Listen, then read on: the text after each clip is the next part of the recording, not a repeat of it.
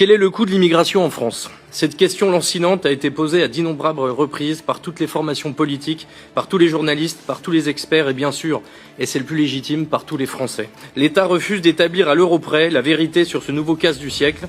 Avec leur pognon, les Français financent leur propre submersion. Pour trouver un embryon de réponse à la question sur le coût de l'immigration, on peut dénicher ce document de politique transversale qui traite de manière très partielle la politique française de l'immigration. On y découvre avec stupéfaction que l'immigration est un phénomène structurel qui pèse lourdement sur l'intégralité des missions de l'État. Prenez l'éducation nationale. Le surcoût lié à la prise en charge des élèves allophones du premier et du second degré représente la modique somme de 265 millions d'euros, soit l'équivalent de 9000 postes de professeurs du premier degré. Regardons du côté de la justice. L'aide juridictionnelle qui permet aux étrangers de prendre en charge leurs frais d'avocat pour contester les refus de titres de séjour ou les EQTF coûte chaque année 53 millions d'euros. Avec cette somme, on pourrait financer le recrutement de milliers de magistrats et de greffiers pour réduire les délais de jugement. Arrêtons-nous aussi sur l'embolie financière du contentieux des étrangers qui pèse très lourdement sur les comptes du ministère de l'Intérieur.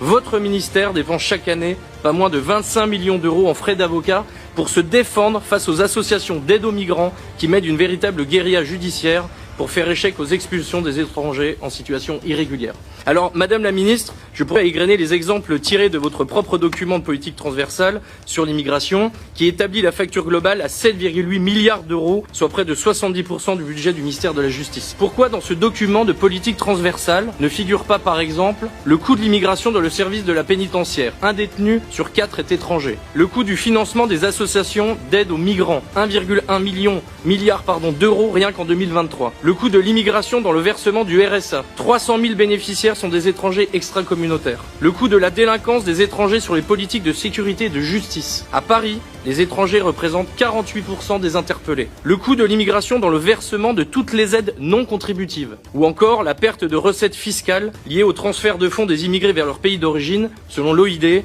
c'est près de 155 milliards d'euros sur les 15 dernières années.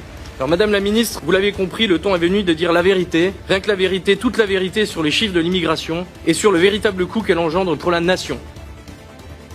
Sur l'impact macroéconomique de la politique migratoire, elle converge vers le même constat. La plupart situent ce solde global dans une fourchette très étroite, ce qui signifie que l'impact net de l'immigration sur l'économie nationale est globalement neutre. Elle conclut que l'effet de l'immigration sur les finances publiques est faible, parfois légèrement positif, parfois légèrement négatif, mais jamais structurellement déséquilibrant.